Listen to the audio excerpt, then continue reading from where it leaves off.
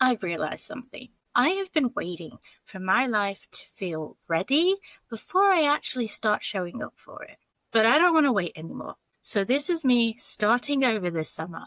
Not perfectly, not all at once, just slowly rebuilding my life into something that actually feels good to live in. Right now, I'm at the beginning again. I have goals, ideas, dreams, but I'm not fully there yet.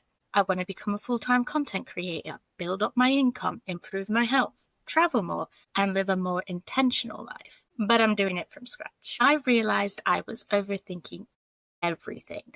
Waiting for motivation, waiting for clarity, waiting for the perfect routine. But nothing changes if nothing changes. So instead of trying to change everything overnight, I'm focusing on small daily habits, moving my body, being more intentional with my time, creating content consistently, and romanticizing my life instead of rushing through it. This is going to be my Dream Life Diary series. It's basically me documenting what it actually looks like to build a dream life in real time, the good days, the messy days, everything in between.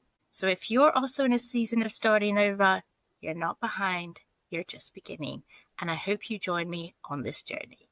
Until next time, bye guys.